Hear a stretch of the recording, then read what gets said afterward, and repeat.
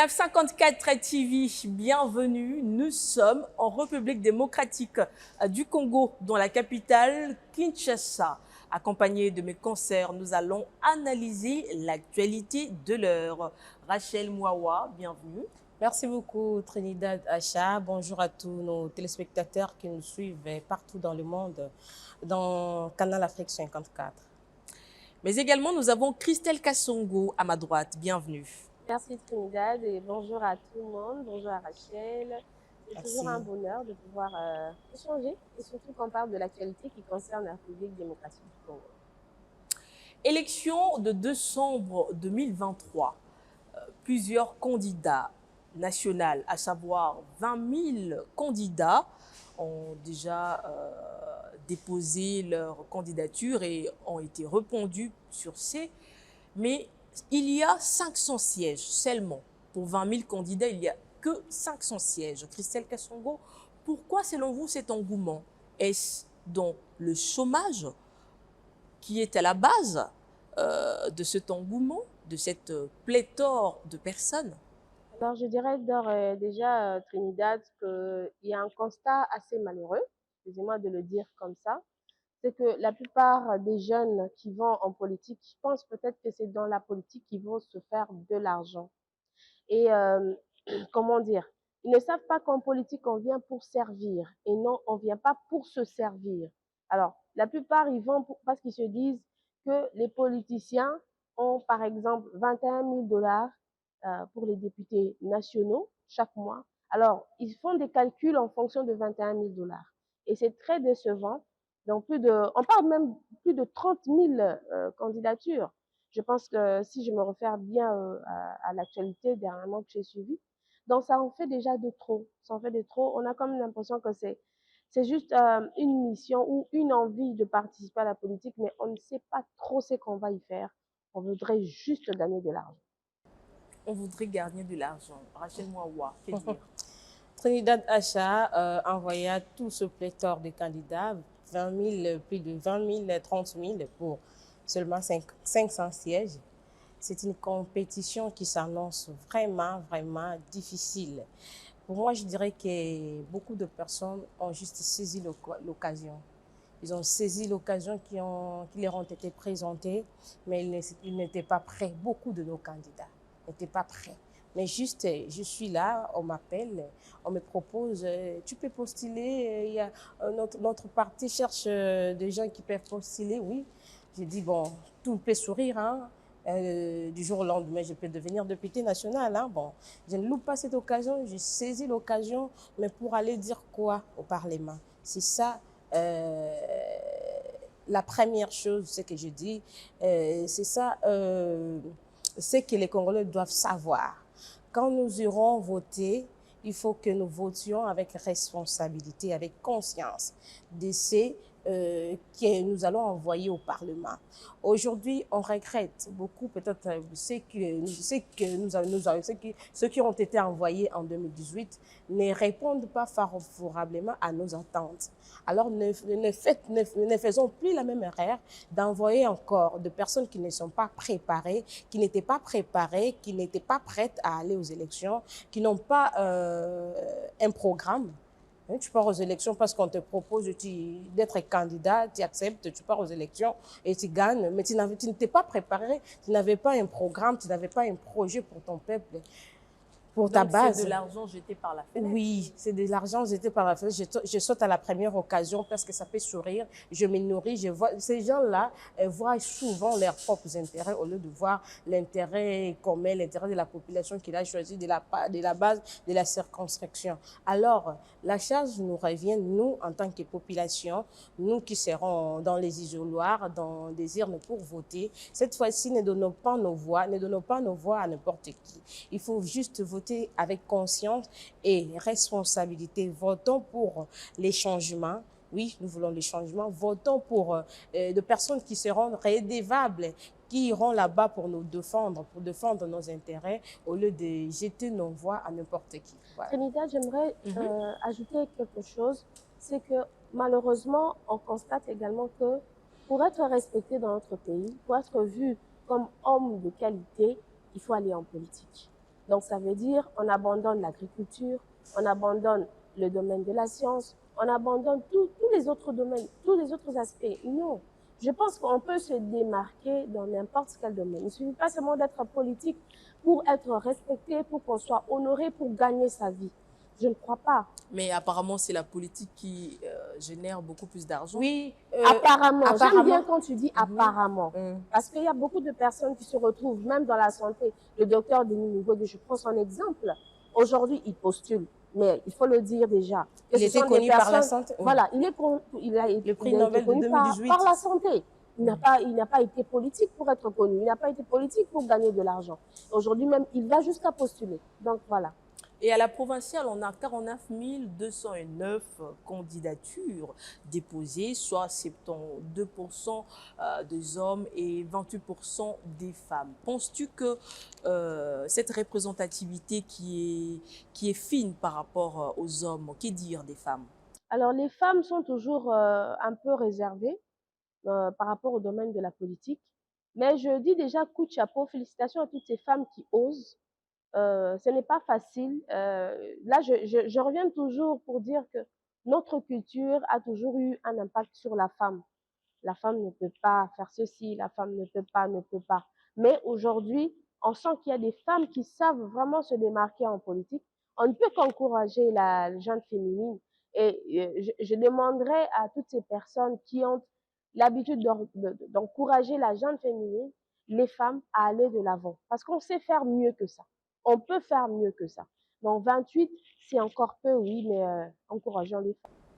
Si je pouvais ajouter à ce que Christelle a dit, 28 c'est paix, oui, c'est très paix. Moi, je serais fière que si nous pouvons, nous étions arrivés, si nous étions arrivés à 40%, 45% à peu près, tu vois, ça fait l'égalité. Mais je ne sais pas si la femme a été distraite, la femme a été emballée par la peur, par l'impossibilité d'oser. Il ne se connaissait pas ce qu'il a. Il dit, je me réserve, je ne saurais pas combattre devant les hommes qui sont devant moi, dans ma circonstance, je peux me retrouver la seule femme. Au milieu de plusieurs hommes. Est-ce que je saurais me tenir? Est-ce que je vais triompher? Je serai élue? Donc, toutes ces questions-là qui ont périclité. Je vais vous dire quelque chose. On m'a proposé de postuler. Et puis, j'étais la seule femme dans ma circonscription. Mais je me suis dit que je n'étais pas prête. Je ne pouvais pas aller comme ça. Alors, Donc, on est pareil. oui. Donc, il faut que je me prépare pour ne pas décevoir peut-être ma base qui compte sur moi avec ce que je fais, qui me voit, donc ils me voient, ils me prennent avec beaucoup de considération. Quand je verrai, il faut que j'ai un programme. Quand je serai peut-être élue, ils vont me donner confiance. Il faut que je propose un projet qui ira à l'intérêt de ma base. Alors, je ne peux pas aller comme ça, avec vague. Donc, il faut que ça nécessite une préparation. Mais les femmes, je vois que 28%, comme tu l'as dit, c'est minime, c'est très minime, ce paie. Mais on peut encore oser. Je vais seulement dire à la femme qu'il faut mettre de côté tout ce que nous avons comme peur, comme sous-estimation. Au 21e siècle, la femme peut tout. Oui, il y a la parité, il y a l'égalité, mais que ça ne soit pas seulement un slogan que nous disions, qui se disent du jour au lendemain, mais que ça soit, que ça se montre par des actes. On peut oser et puis on peut aller plus loin et faire mieux en tant que femme. Trinidad, je veux ajouter quelque chose, c'est que j'aimerais aussi que les femmes encouragent les femmes. Pourquoi je martèle là-dessus? Parce que je reviendrai toujours et je taperai toujours sur ce point-là pour dire que on a remarqué dans notre milieu, ça ce sont des hommes qui disent, ils ont remarqué qu'entre nous les femmes, on ne se soutient pas.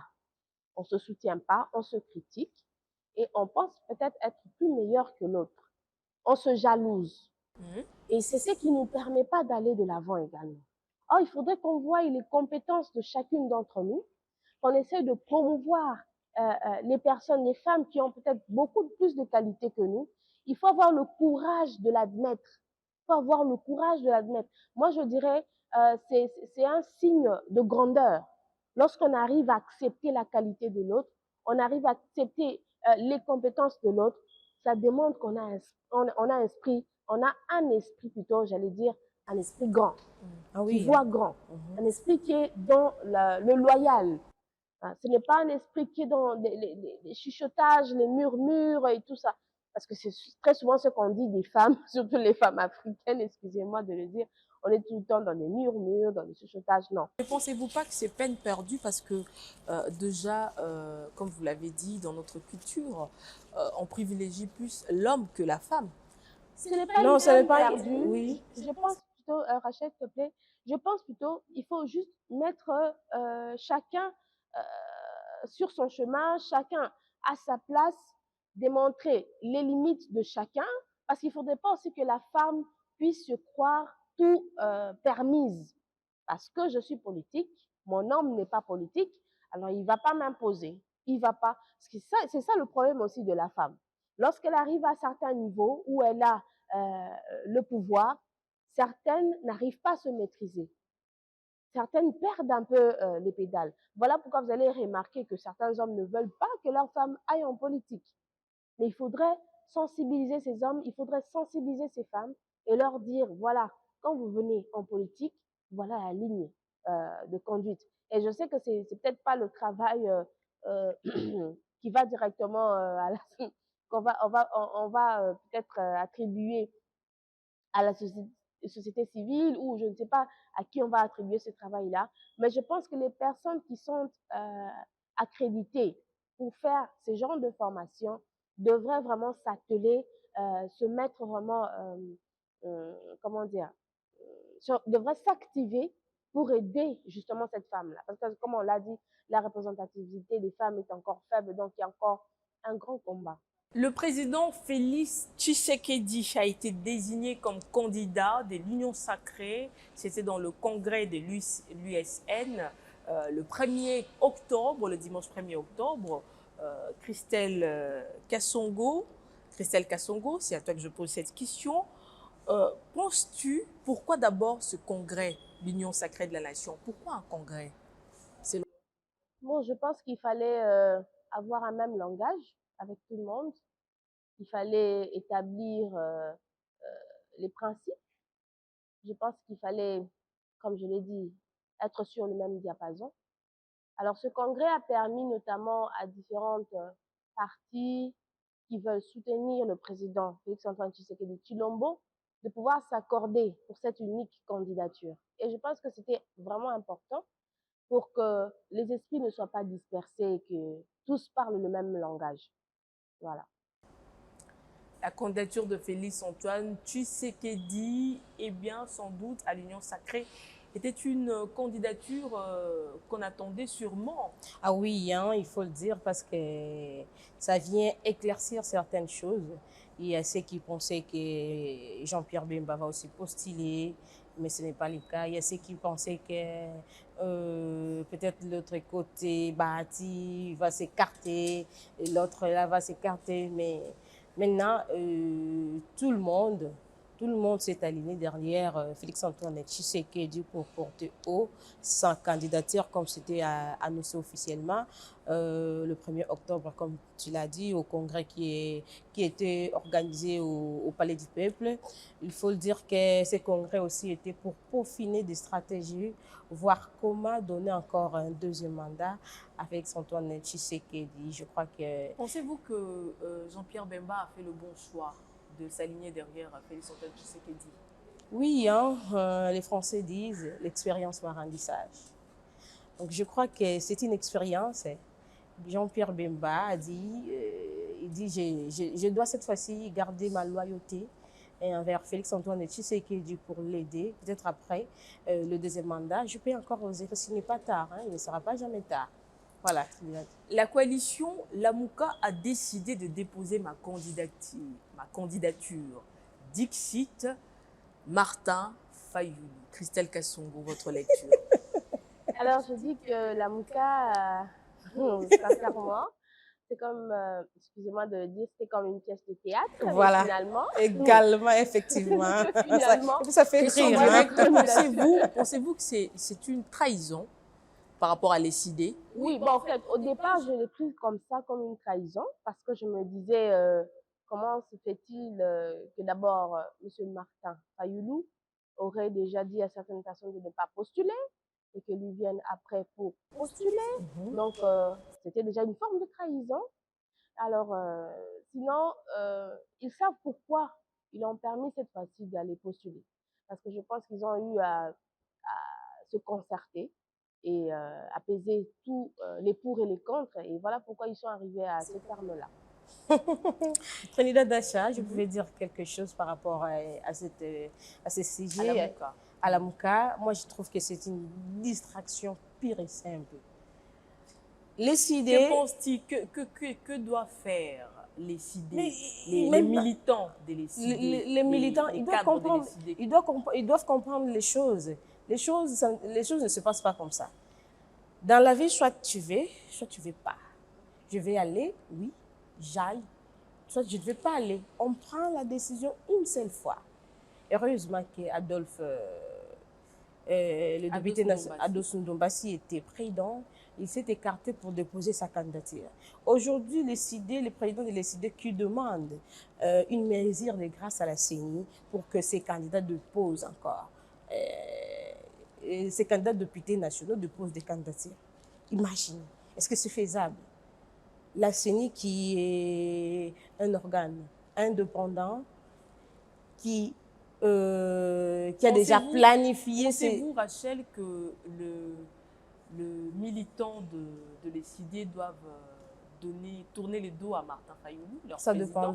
Ça dépendra de leur expérience au sein de l'ECD, de ce que l'ECD fait. Ça dépendra de la loyauté, ça dépendra aussi des actes que l'ECD a posés. Parce que moi, si c'était moi qui étais militante de l'ECD, en tout cas, c'est pur cercle de distraction, je ne pouvais pas continuer à soutenir. Ça nous équerre, ce sont des blagues, ce sont des distractions. Ce n'est pas clair. La CENI qui établit son calendrier électoral, il dispose tout son temps, il dit le dépôt de candidature, il prolonge encore le dépôt de candidature pour le député national, pour le député provincial, il ajoute le jour, il vous attend, vous ne venez pas. La CENI clôture, on commence la présidentielle. Et puis tu demandes encore une mesure de grâce pour tes candidats, c'est pas où? C'est dans quel pays? Dans quelle constitution? Dans quel pays? Ce n'est pas sérieux. Achat, ce n'est pas du tout sérieux. En tout cas, je félicite à ce point le FCC qui a été catégorique, qui garde sa position. C'est ça, être un homme. C'est ça, faire la politique. La politique, soit on veut, soit on ne veut pas. Parlons également de la candidature de Denis Mukwege du bloc opératoire à la politique. Christelle Kassongo, pensez-vous qu'il fera un bon candidat parce qu'il a déjà déposé sa candidature? Alors déjà, vu la lecture que nous avons du docteur, du prix Nobel de la paix, Denis Mukwege, c'est une personnalité que particulièrement j'apprécie parce que c'est une personne qui a travaillé pour la population, il faut le dire. Il a travaillé pour la population, il a aidé plusieurs femmes. Alors déjà, c'est une personnalité qui a à cœur cette population. Je sais que beaucoup peut-être me jeteront de pierre pour dire est-ce que vous le connaissez dans le fond? Alors je dirais déjà aucune personne n'est parfaite, aucune personne. Alors, mais quand on voit déjà dans certaines actions la volonté de pouvoir aider cette population à mieux se porter, je pense que c'est une personne à qui on peut avoir un tout petit peu confiance. Si pas totalement confiance, on peut avoir un tout petit peu. Donc on peut lui donner sa chance. On peut lui donner sa chance. Il peut postuler. Surtout que ce sont ces femmes qui ont décidé de le soutenir parce que ces femmes ont constaté qu'effectivement, c'est un homme. Là, on voit clairement qui peut apporter un changement. Qui peut apporter un changement. Là, on voit clairement que Christelle sera derrière Denis Mukwege Non. également. Là, je reste vraiment, je reste dans la logique des choses. Je suis analyste, je reste correcte. Alors, je fais une lecture correcte pour dire, on ne va pas dire, quand c'est blanc, on ne va pas dire c'est bleu. Quand c'est rouge, on ne va pas dire que c'est noir. Non, là, c'est correct. Voilà. Merci beaucoup. Nous allons parler à présent de la 78e Assemblée générale de l'ONU. À la tribune de Nations Unies, Félix-Antoine Tshisekedi déclare ne pas ouvrir aucune porte des négociations au M23. Votre lecture, Rachel Bouawa? Oui, c'était un discours très fort. Je crois que c'était le 20 septembre du haut de la tribune des Nations Unies, devant plusieurs chefs d'État, plusieurs chefs du gouvernement. Le président de la République, Félix-Antoine Tshisekedi, a pris donc la parole pour dire niet, on ne va pas accorder un dialogue avec le M23. Pourquoi? Parce qu'ils ne respectent pas les conclusions qui ont été prises, les conclusions de paix qui ont été prises, les engagements, allais-je dire, voilà le mot qui convient, qui ont été prises à Luanda, à Nairobi, ce ne sont pas respectés. Alors pourquoi encore les ouvrir encore la porte pour un dialogue, des négociations, parce qu'on voit que c'est que nous avons déjà fait avant, on ne profite à rien, donc il faudra mettre fin au dialogue et puis se prendre en charge d'être pour chercher d'autres voies et moyens pour que nous sortions de cette situation-là, parce que ça ne nous plaît pas de vivre chaque jour, de voir la guerre à l'est de la République démocratique du Congo, mais également on a parlé du retrait de la MONUSCO en République démocratique du Congo, que la procédure doit se faire rapidement, parce que la population en a marre, il faut le dire. La population n'a plus besoin, surtout à l'est de la République démocratique du Congo, de voir des troupes de la MONUSCO sillonner ça et là. Ça les révolte, parce que jusque-là, la MONUSCO ne fait rien, il faut que ça finisse, mais ils vivent toujours dans des guerres, alors c'est quoi leur boulot? Donc, qu'ils s'éclatent, oui, ils s'en aillent. Et qu'ils partent. Oui. Les États-Unis d'Amérique, le Brésil et la Suisse s'opposent également au départ de la MONUSCO. Votre position? S'opposent au départ de la MONUSCO en République démocratique du Congo. Alors que nous voyons déjà le chaos qu'il y a eu de 20 ans, d'une vingtaine d'années. Mais c'est en sérieux, c'est en sérieux. Lorsque le président prend déjà cette décision de pouvoir retirer, quand il parle déjà du retrait de la MONUSCO, le retrait progressif, mais c'est parce qu'on a constaté qu'il y a un chaos. 20 ans, dites-moi. Est-ce que nous avons pu résoudre à 50% le problème de l'Est? Et aujourd'hui, vous ne voulez pas que la MONUSCO se retire de la RDC. Mais dites-moi, qui viendra changer cette situation? Est-ce que ce sera la Russie? Est-ce qu'ils ont prévu des mécanismes pour pouvoir arrêter cette guerre?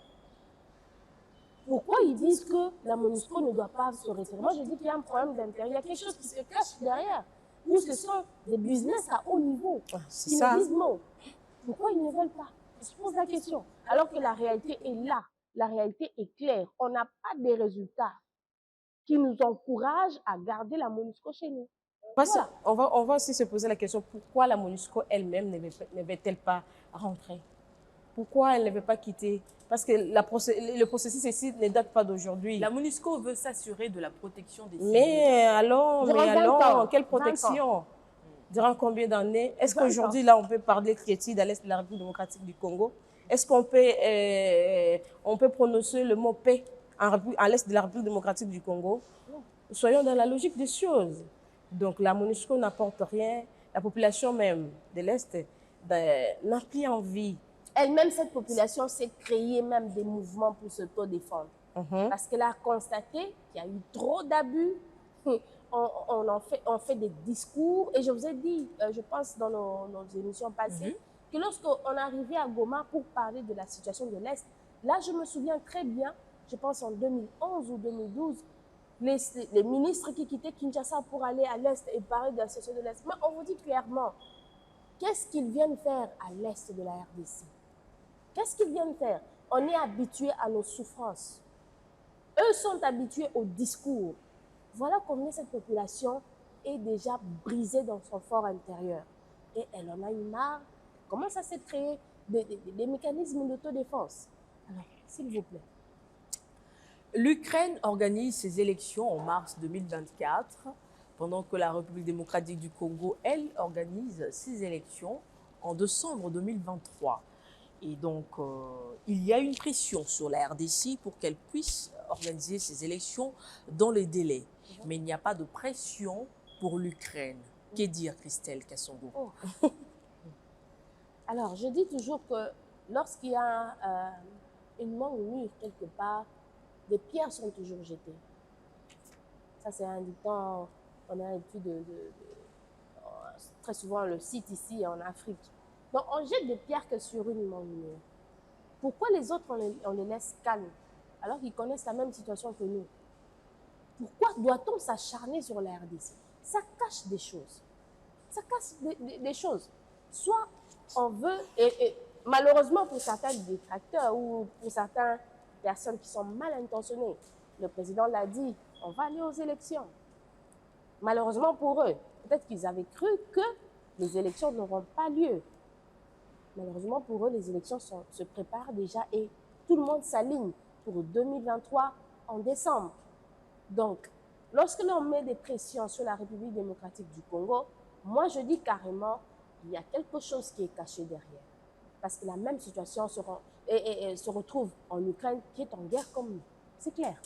Rachel Mouawa, les deux pays, l'Ukraine et la République démocratique du Congo, sont dans des situations d'insécurité. Cette pression, selon vous, pourquoi cette pression? Pourquoi on doit sur mettre la pression à la RDC, mais non à l'Ukraine plutôt? Est-ce que l'Ukraine organise-t-elle des élections selon les délais? Dans 6 mois. Dans 6 En mois. mars Donc, 2024. selon les délais. Elle devrait organiser ces élections. Mais jusque-là, comme ils sont dans des situations de guerre, il n'y a aucune pression par rapport à l'extérieur, par rapport Mais est-ce qu'on peut se demander, l'Ukraine aussi se prépare-t-elle à organiser des élections? Parce que nous, on se prépare quand même à aller aux élections le 20 décembre. Je crois que c'est comme l'a dit Christelle, qu'on ne jette qu'une pierre à une main qui est mûre. La RDC, notre beau pays, c'est un pays de beaucoup de richesses et beaucoup de bonheur, de beaucoup de notoriété, de beaucoup d'admiration, qui a beaucoup d'admiration. Donc c'est pourquoi beaucoup de gens, même de pays étrangers, se permettent de s'ingérer dans les histoires de la République démocratique du Congo. Mais nous, on ne va pas céder. On ne va pas laisser la place. Si nous organisons des élections en République démocratique du Congo, ce n'est pas parce qu'on a reçu la pression de certains pays ou bien de certaines personnes. On doit organiser des élections en République démocratique du Congo parce que selon les calendriers, selon la Constitution, les élections doivent se faire le 20 décembre 2023. Voilà. Merci beaucoup. C'était là des questions de l'heure, des questions pertinentes autour de ce beau cadre d'Adonic Sainteur. C'était Actu Plus. Je suis Trinidad Acha. Je t'ai accompagné avec Christelle Kassongo qui est donc à ma droite, à qui je remercie. Merci beaucoup Trinidad et merci à nos téléspectateurs. Également accompagnée de Rachel Mouawa à ma gauche. Merci. Merci beaucoup Trinidad Acha et merci à tous nos téléspectateurs. Merci pour votre fidélité de nous suivre à partir de la République démocratique du Congo à travers Canal Afrique 54. Voilà, nous sommes à la fin de ce magazine. Merci de l'avoir suivi. Merci à nos chaînes partenaires. Canal Afrique 54 pour un regard positif de l'Afrique. Nous sommes en République démocratique du Congo. C'était Trinidad Acha. Merci de nous avoir suivis.